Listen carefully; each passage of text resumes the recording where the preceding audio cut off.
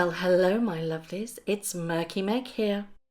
It's Tuesday the 22nd of June and boy oh boy have we got a lot to talk about. Now, if you aren't aware, Robert Lacey wrote a book last year called The Battle of the Brothers, and it was quite a sensational book at the time, although not really much came out of it that none of us had any speculation over. It's a funny old thing, isn't it? Because for the last 3 years, us on social media and YouTube have been shouting and screaming about the actions of Meghan Markle and, of course, Prince Harry. And the media have been tiptoeing around it, not really addressing what we've been talking about. Well, it seems the gloves are off. Now, in previous videos, I mentioned that the Queen is no longer going to remain silent, that anything that comes out from California that recollections may vary will be shot down and she will make it known of her side of the story. But Robert Lacey's book has now released some additional extracts, one of which is why the Royal Foundation split. Now, this happened prior to Meghan and Harry doing their whole exiting of the royal family, and speculation was rife on why it happened. Nobody really could pinpoint why the Royal Foundation was split and Sussex Royal was born. Now, for anybody that doesn't know, William, Kate, Harry and Meghan were all part of the Royal Foundation. Then in June 2019, it was announced that they were going to go their separate ways and that Kate and William were going to continue with the Royal Foundation and that Harry and Meghan were going to create their own Sussex Royal Foundation. There was speculation on why this happened, and this is where the rumblings of a fallout between the brothers began. Now, if you can also remember, a couple of months ago, the Times released a hugely damaging report. Just before the Oprah Winfrey interview aired, the Times ran a story that rocked the whole of the world, basically accusing Meghan Markle of being a bully boss. A lot of staff members approached the Times journalist Valentine Lowe, and they released an article with damaging evidence or claims that Meghan Markle belittled and bullied staff within her time at the royal family. Meghan Markle got her spokesperson to hit back and said that these allegations were unfounded and untrue and damaging and hurtful, and then Buckingham Palace made a big announcement that they were going to launch a independent investigation into these bullying claims. It seems that that's not the end of it. The reason why the Royal Foundation split was that William got wind of these claims.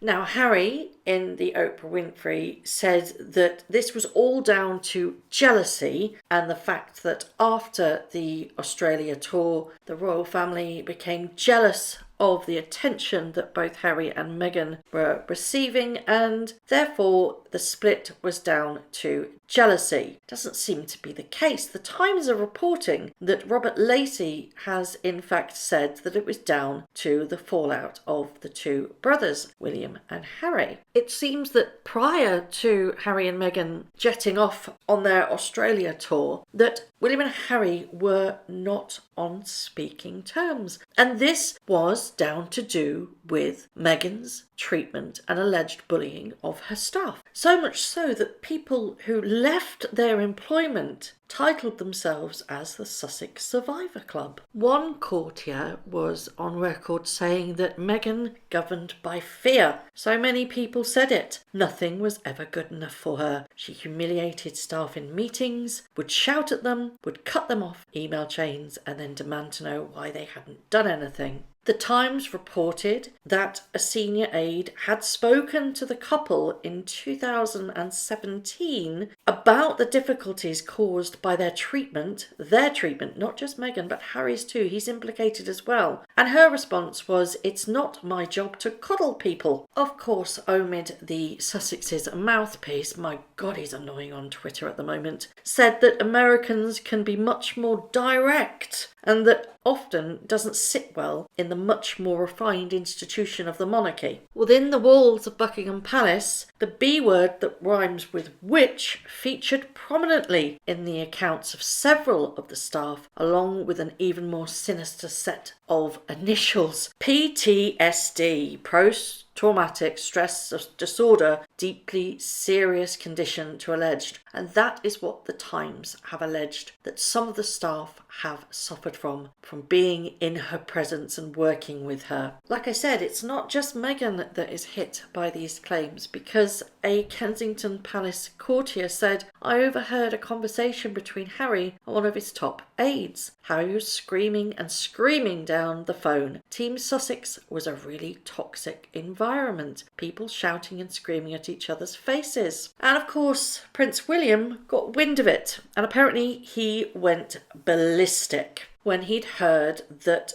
the dossier of distress that Jason Naff had gathered on Harry and Meghan, and he was instantly furious by what he heard. The Times says that a quoted source says, "I remember Christian Jones, William's press secretary and later private secretary, explaining to me how the Cambridges are paternalistic with their staff. It says that they copy the Queen in with the respect to all her Christmas parties and Christmas presents to the people that she employs. They are proud to treat their staff like family. They recognise that they don't get paid loads of money, so they are just really nice to them." And when William found out of these alleged claims, it completely went against the grain in how they and the Queen treat their members of staff. Robert Lacey says that for William, Jason Naff's allegations also clarified something that the Prince, i.e. Prince William, had long believed, that Meghan was fundamentally hostile towards the royal system, which she failed to understand as an outsider. William wondered if she had not wanted to leave from the very start, even dreaming perhaps that she could whisk Harry back to her North America. And lo and behold, that is exactly what happened.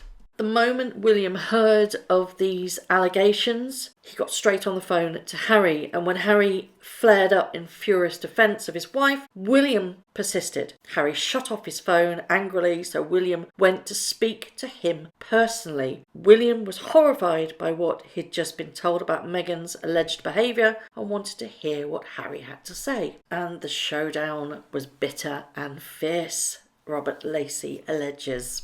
William believed Meghan was following a plan. An agenda was the word he used to a friend, and that the accusations he had just heard were alarming. Kate, he said, had been wary of Meghan from the start. Robert Lacey continues that Meghan was undermining some of the precious principles of the monarchy if she really was treating her staff in this way, and William was upset that she seemed to be stealing his beloved brother away from him. Later, courtiers would coin the hashtag Free Harry. It was only half a joke, Robert Lacey says. I quite like that hashtag, don't you? Hashtag Free Harry. No, actually, no, I don't. He's culpable. He's just as culpable as Meghan at this point, because as you'll see in my next video, he is a selfish little child.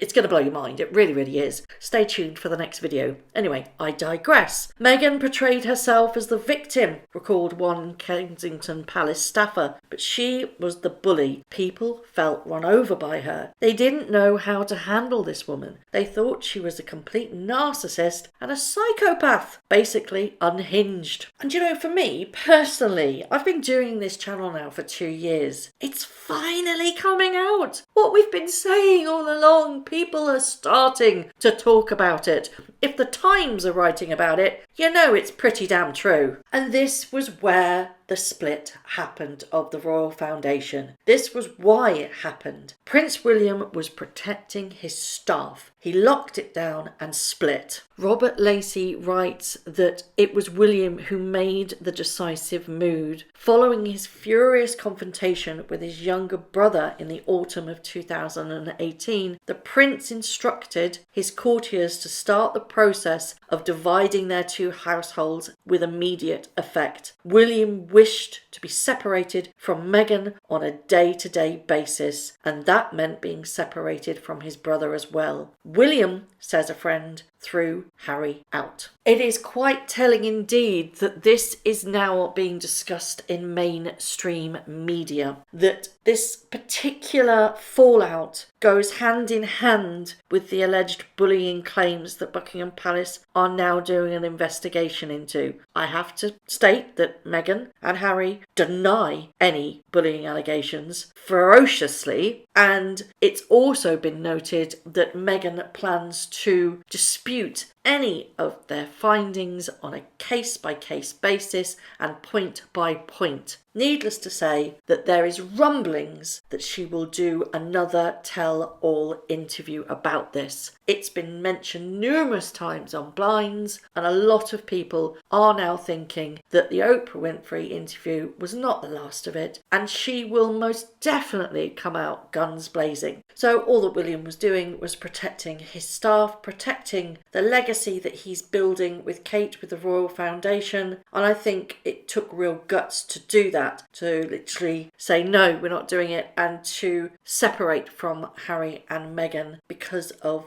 the rumblings that he heard. Let's be honest here, he wouldn't have done it through whispers. He would have had to have had evidence to actually separate the two households. He wouldn't have done that on a whim. He's a very level-headed man. You know, he's practical, pragmatic. So he wouldn't have done this on whispers and gossip. There must have been some quite serious evidence that this was going on. Perhaps William saw it for himself. It does make you wonder, doesn't it? I can't wait for when this investigation is done. Unfortunately, it's been delayed a little bit, and perhaps that's because there's so much evidence. Buckingham Palace are remaining tight-lipped on this matter at the moment, and when the findings are out, I'm sure that Meghan Markle will retaliate in some form.